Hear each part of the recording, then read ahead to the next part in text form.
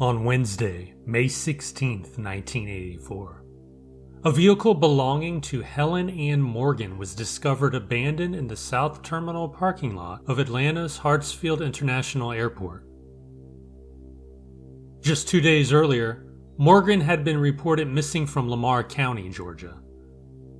The last person to see her was her mother. It was Sunday, May 13, 1984, Mother's Day. That evening, around 7 p.m., Morgan received a phone call that lasted several minutes. The conversation reportedly lasted between 4 and 6 minutes.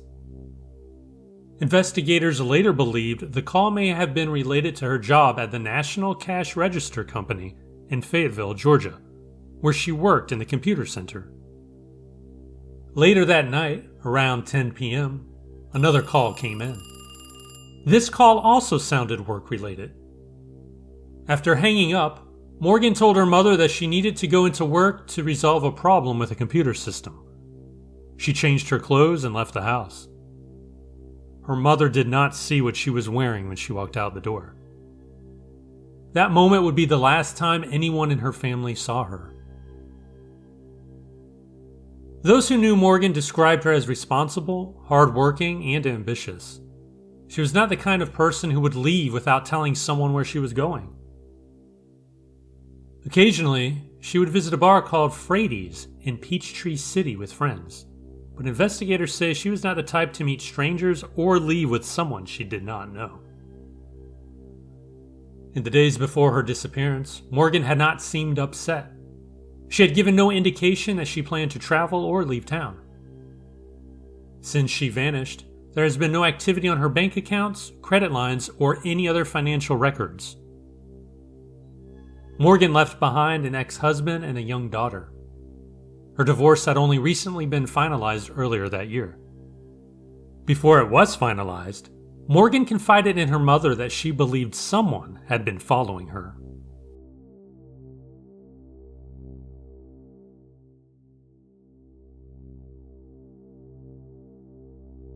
Dean Marie Chambers, who also went by the name Marie Stevens, was 36 years old when her life came to a tragic end. She was a white female with brown hair and the mother of 3 children. Chambers made a living as a carpenter and painter, working hard to support her family. In late March of 1992, Chambers began a journey that would ultimately lead to her disappearance. On March 26th, she left Sheffield, Alabama, hitchhiking back toward her home in Sardis, Georgia. Along the way, she was reportedly seen in the Savannah area. Witnesses later told investigators that Chambers had visited several bars and lounges along Ogeechee Road, also known as U.S. Highway 17. Authorities believe she was last seen alive around April 12, 1992. 9 days later, on April 21, 1992, her remains were discovered along the shoulder of Old River Road in Effingham County, near the intersection of Interstate 16. Investigators determined that Chambers had likely been deceased for some time before she was found. They believe her murder occurred sometime on or shortly after April 12. When she was last seen, Chambers was wearing white British Knight high-top tennis shoes, blue jeans, and either a white shirt or a brown Carhartt jacket.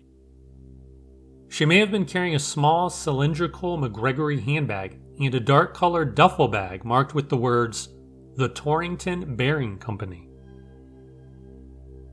Chambers was also known to wear a gold necklace, which has never been recovered. Her case remains unsolved.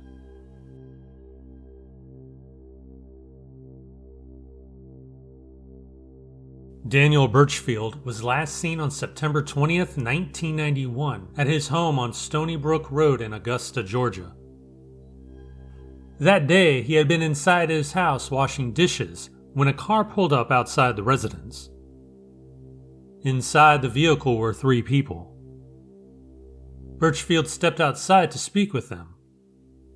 After a brief conversation, he got into the car and the vehicle drove away. Birchfield was never seen again. When investigators later looked into the case, they found that Birchfield had left his wallet behind inside the house, something that immediately raised questions.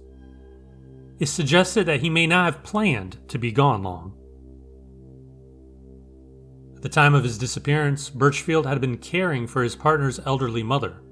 Tragically, she passed away just 2 weeks after he vanished. Those who knew him say it was completely out of character for Birchfield to simply disappear without contacting the people he loved.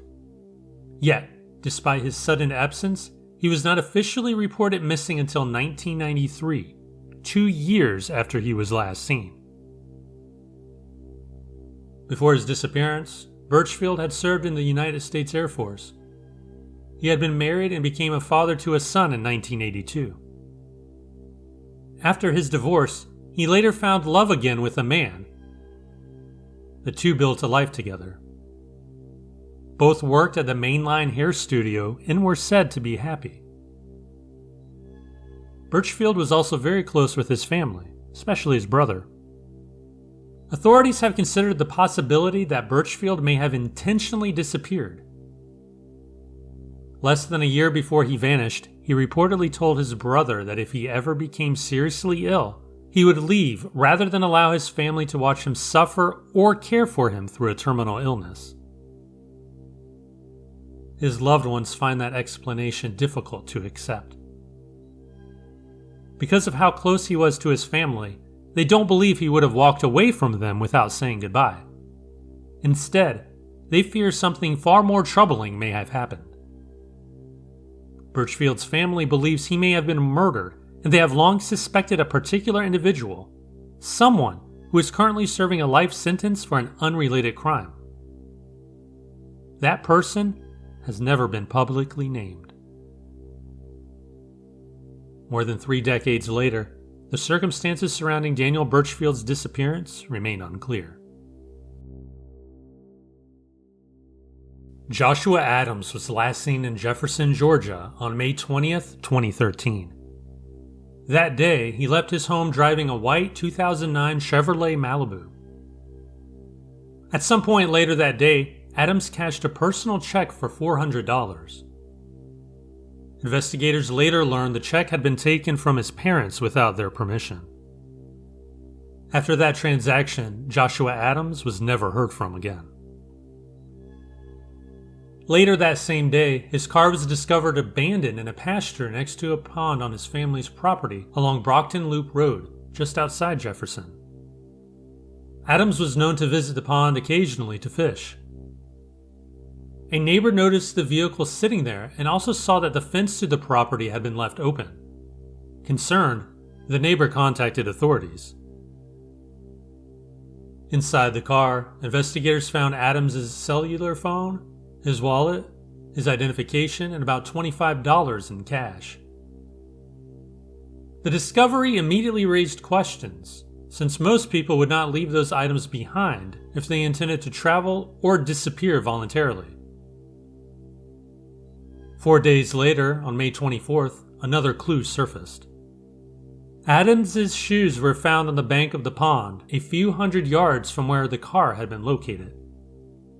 Police searched the area extensively. Cadaver dogs were brought in. The pond itself was eventually drained in hopes of finding evidence.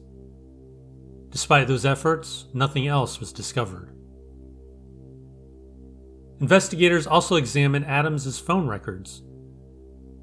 They found that he had called one man 5 times on the day he disappeared. That individual denied ever speaking with Adams and refused to cooperate with authorities. Another man admitted he had spoken to Adams around 9 o'clock that morning, but declined to reveal what they had discussed.